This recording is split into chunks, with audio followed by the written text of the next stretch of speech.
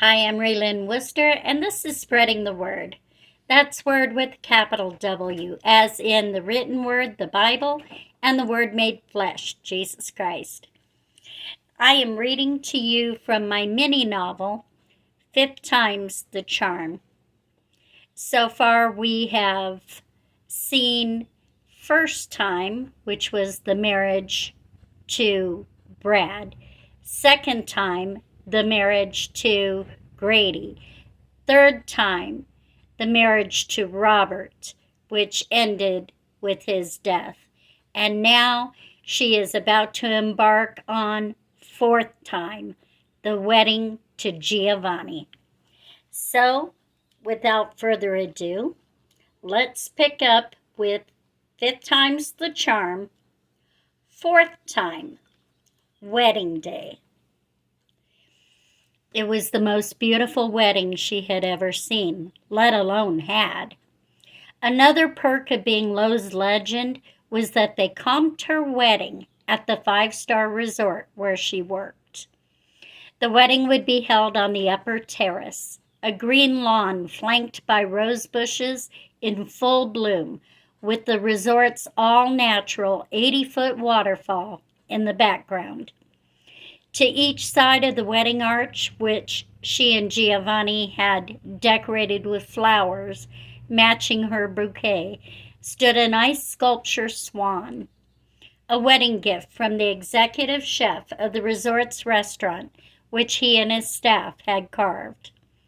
The bride wore a cream-colored Victorian lace corseted blouse and matching lace skirt, with button-up Victorian lace boots in the same shade of cream.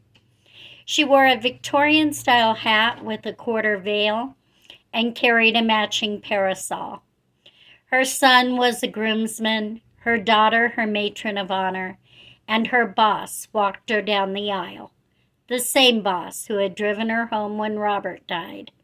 He was more than a boss. He was a very good friend. The weather was perfect. All the staff who weren't engaged with customers were given permission to attend.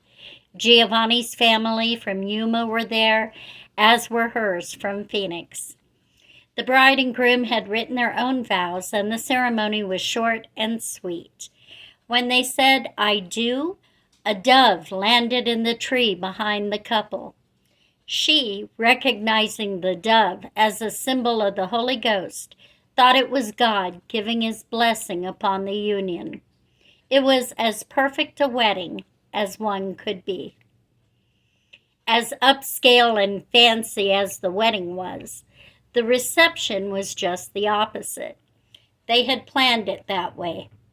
She called it the best of both worlds. She knew her family and guests with young children would not be comfortable at a plated dinner in one of the hotel's many banquet halls that they had offered as part of her complimentary wedding package. Instead, they rented a Ramada at a nearby park and had 6-foot giant subs and chips from Subway catered in. They had coolers of sodas and water and sparkling cider for toasting. She did, however, accept the gorgeous 3-tiered wedding cake the hotel made especially for her with gratitude. Everyone in attendance enjoyed the beauty and grandeur of the wedding, then had fun and relaxed at the casual reception. It was indeed the best of both worlds and a perfect wedding day. And so it begins. When she and Gerald moved in with Giovanni, she changed jobs and he changed high schools. Giovanni lived on the opposite end of Tucson from them, and it just made sense for them both to have a job and school closer to their new home. She began working for State Farm Insurance as a life specialist. When she discovered that at Robert's age, prior to his accident, he could have had $250,000 worth of life insurance for less than $1 a day, she was outraged that she hadn't known it before when it mattered. With that kind of benefit, she could have taken time off to grieve, paid all those extra expenses, even sent her kids to college. She became licensed to sell life insurance so nobody else she met could say, "I didn't know." Gerald, too, was happy with his new school. It was a math and science magnet school, and it fit his personality and skill set so much better than the preppy jock school next door to the apartments where they had lived. Gerald was now 18 and had graduated from high school just prior to the couple's June wedding. She didn't know if he felt like a third wheel around the newlyweds, was just bored now that school was out, or if it was normal adolescent rebellion.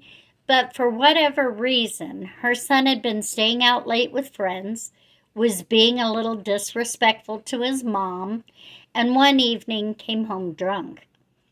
This resulted in Giovanni saying, "You want to drink like an adult? We'll treat you like one. It's time you got a job and moved out."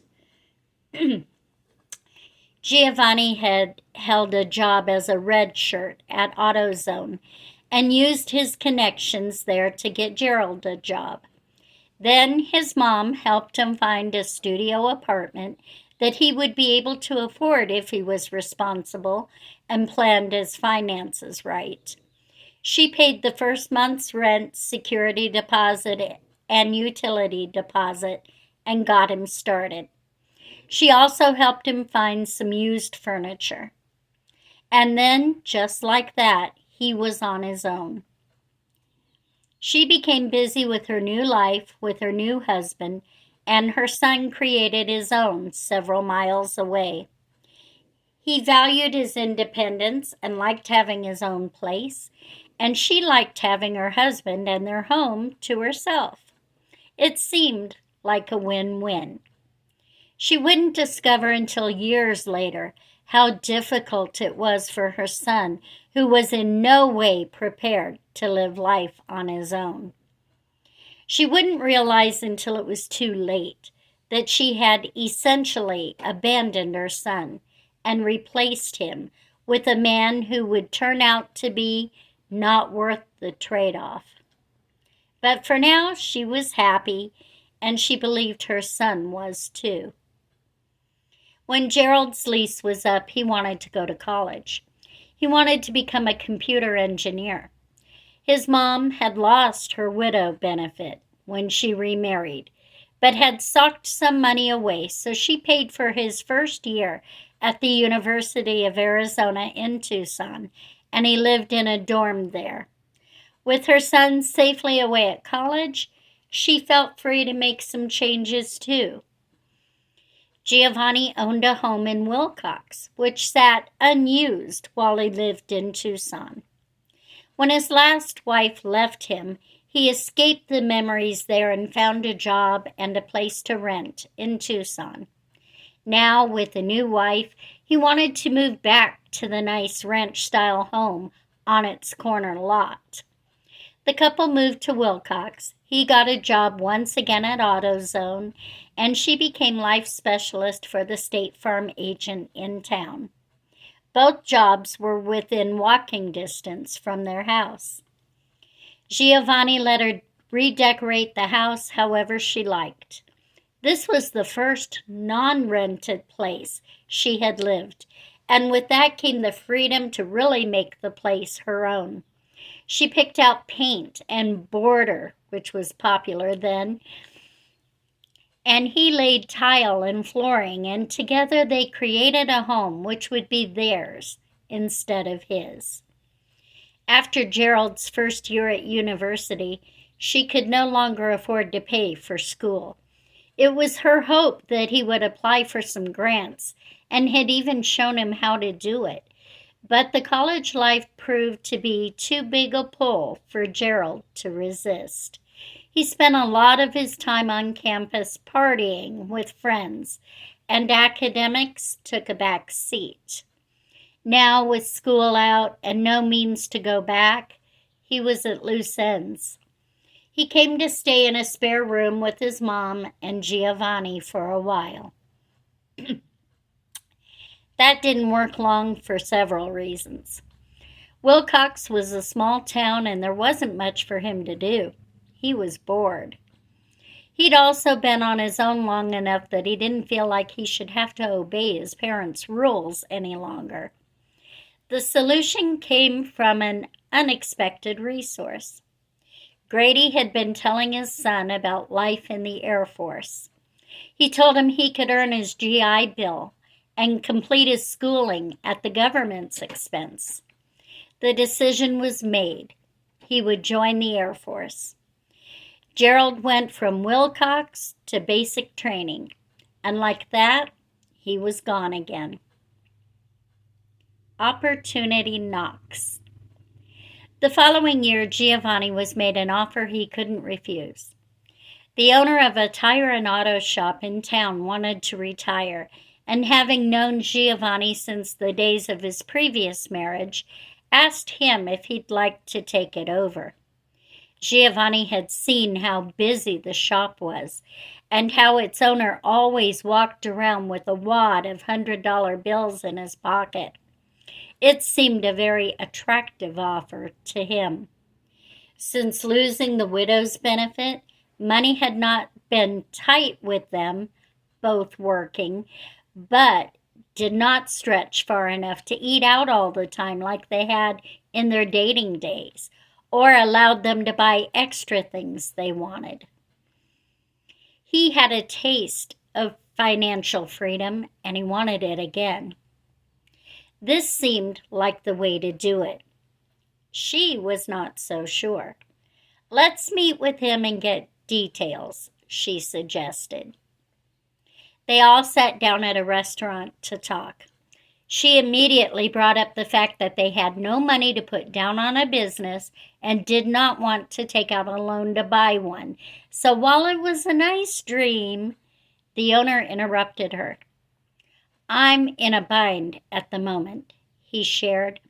"I need to be on the East Coast within a couple of weeks for a family obligation and will need to stay at least a year, maybe longer. That's why I need to unload the shop now. And I trust Giovanni to run it. I don't need money at the moment. I want a certain amount for the building and inventory. I will set that amount up on monthly payments you can afford with no interest. I will leave the capital in the business for a year, so operating expenses are covered. Business is going well, so if you run it wisely, there should be enough money in the business so that when I pull out my initial investment in a year's time, it should still continue to run smoothly. I wouldn't do this for anyone else, but I think it would benefit us both. What do you say?" Without hesitation, Giovanni said, "I want to do it." She agreed, but with some stipulations. "I want the contract to be between the two of you. I don't want my name anywhere on it, and I don't want to sign it." Both men nodded their consent. "You need to work there as manager, and I will quit my job and work as office manager so we don't have to hire any extra help. And we need to get the mechanics to agree to stay and work for us," she told her husband. "That's all doable," they both agreed. "You can decide how to run the business and make changes to the space or personnel as you see fit, but I would like the name to remain the same," the owner added. That sounded reasonable. So he said, "Okay, I'll draw up the paperwork and get it to you within the week." And just like that, they owned a business they had no business owning. The owner called a meeting with his employees to explain the changes that would be taking place and to introduce the new owners. The head mechanic was a Christian young man with a work ethic and integrity. He also was such a skilled mechanic that he handled all the engine and transmission jobs and anything else the other mechanics couldn't do. "Give us a chance," she pleaded. "Give us a year to make this work. And if it doesn't work for you after that time, you can go with our blessing." In her mind, if they didn't have Jerome, they didn't have a chance. Giovanni sweetened the pot.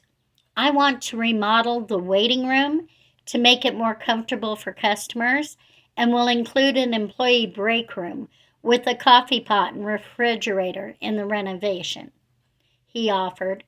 Well, all the employees wanted that, so they all decided to stay and work for the new owners.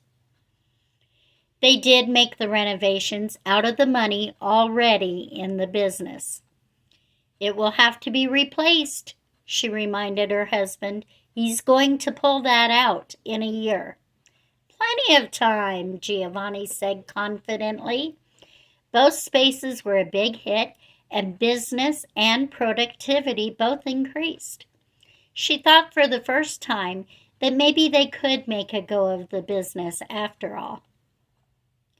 Perhaps one of her biggest mistakes was not making Giovanni accountable to her regarding the business finances. She did accounts payable and saw how much money went out. She wrote out the invoices, acted as cashier, and she did accounts receivable, so she knew how much money came in. So far, the latter exceeded the former, and they were able to make the monthly payments to the owner for the building and the inventory. What she didn't know was how much of the excess her husband was putting back into the business to keep it running after the initial investment was pulled out, and how much he was pocketing. When she asked, he reminded her that it was his business, and since she didn't want her name on anything and hadn't signed the contract, it really wasn't her concern.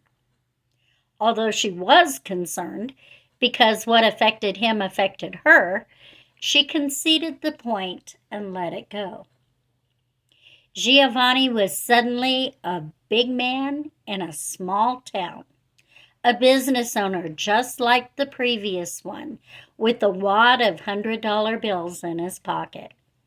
Now it was he that paid for dinners out and offered to pay for LASIK surgery to correct her lifelong case of nearsightedness at $1,000 per eye. She was concerned that all the spending might be cutting the business too short, but he assured her he had it under control.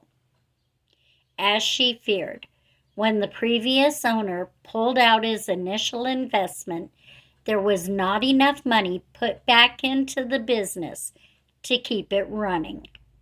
Giovanni started paying his vendors partially or late, resulting in them refusing to extend credit any longer and not being able to get the parts they needed. They both had to quit taking a salary in order to make payroll each month, taking money out of the till to buy groceries and pay their own bills. The year was up, and Jerome decided the business was too precarious to continue working there. He would have to find something else. As she had feared, they had no business buying a business, and now it had failed. Beginning of the end. Giovanni contacted the previous owner and let him know that he couldn't continue to run the business now that the investment capital had been removed. He said that his family business on the East Coast had been handled and he would come back and take it over once more.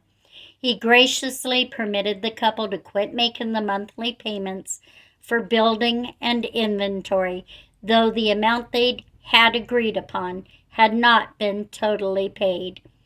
But any obligations owed to vendors had to be made right before he would take over again. They had no choice but to file bankruptcy. Even though the business was not in her name and she never signed the contract, she discovered that Arizona was a community property state.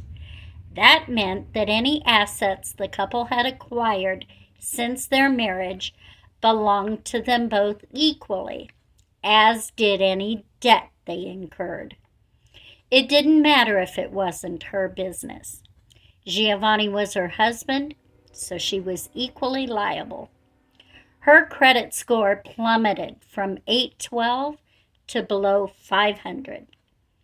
Not only was both of their credits shot, so was their reputation in this town. Neither of them would get work there now, and it was too humiliating to show their faces around town.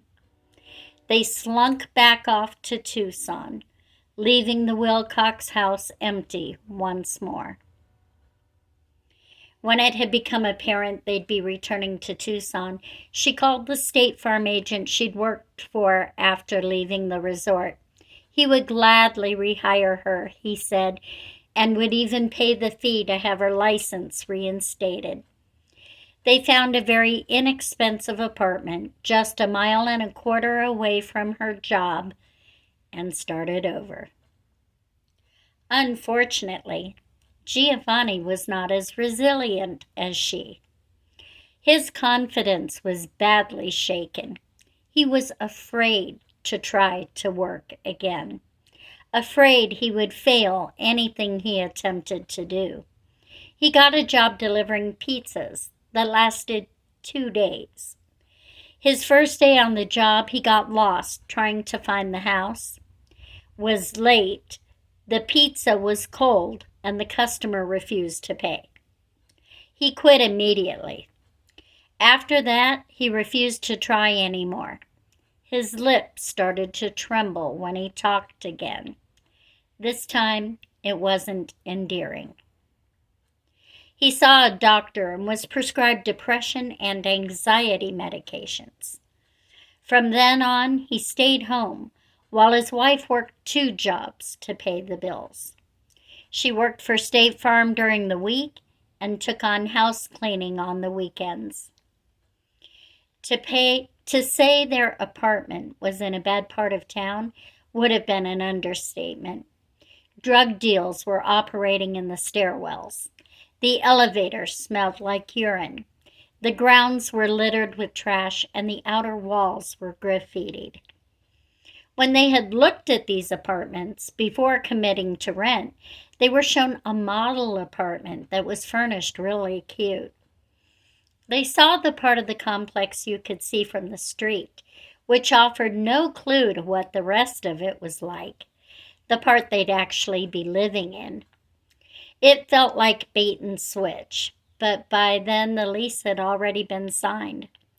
Their first month there, her car had been graffitied and her license plate stolen.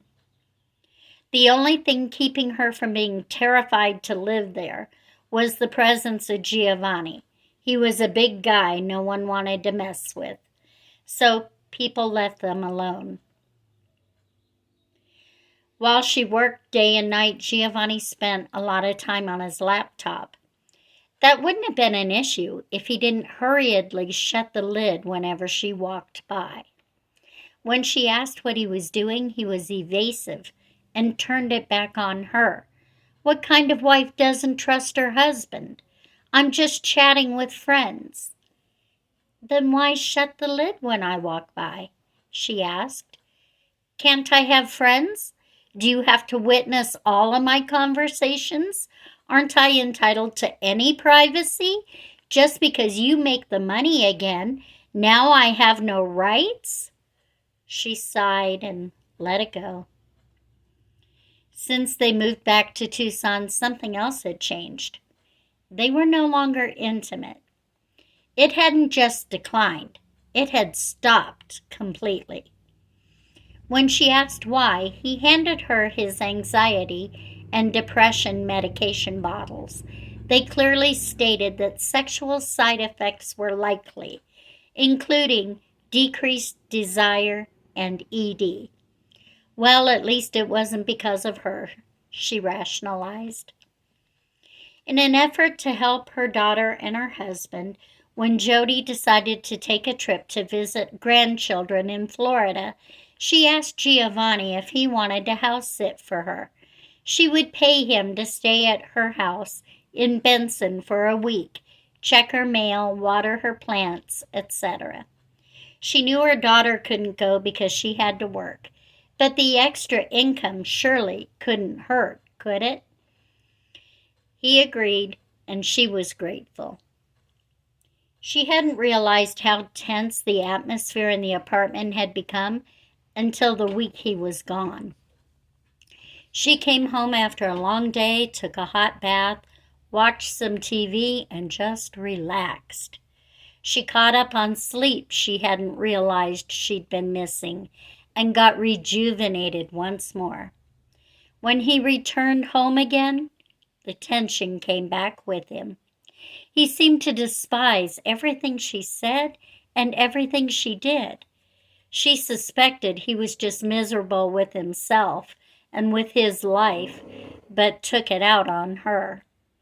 Whatever the case, she was miserable too, and she had done nothing but work herself to the bone to be a good wife and to provide for them. That night she was so miserable, she laid in bed and cried while he was doing whatever he was constantly doing on his computer. She hoped he would hear her and come in and ask what was wrong, and they would have a conversation. He heard her all right. He hollered from the other room that he couldn't concentrate on what he was doing with all of her carrying on. She cried even harder and prayed, "God, I can't live like this anymore. Please help me find a way out of the mess I am in." The next morning, he told her he was leaving early to go to Wilcox to have breakfast with a group of guy friends he'd reconnected with on the computer. He'd need to take her car because it was going to be hot today and his AC was broken. His car was a standard transmission and she wasn't comfortable driving it, so she would have to walk to work, she told him. "It's only a mile away," he said, rolling his eyes. He left without saying goodbye. She went into the kitchen to make some coffee and noticed that he had left his laptop on the kitchen table. That was unusual. He usually took it everywhere he went, even into the bathroom with him. He must have taken off in such a hurry he forgot it, she thought. Suddenly she heard that still small voice in her spirit that she hadn't heard in years, and knew it was in answer to the desperate prayer the night before. Open the computer. See what he's been doing. Check your Facebook account, the one you thought you had closed. He's been using your password. Read the private chats. Obeying the voice, she discovered that her husband had been using the computer for the past 5 years to sext via Skype with various women, that he had invited one of them to spend the week with him at her mom's house while she was in Florida, and that he was meeting her at a restaurant in Wilcox for breakfast that very morning at 7 a.m. She was so angry she was shaking. What a fool she had been. She and Giovanni hadn't been intimate for over a year, but it had nothing to do with medication, she now realized, and everything to do with his extracurricular activities, while she'd been supporting him financially.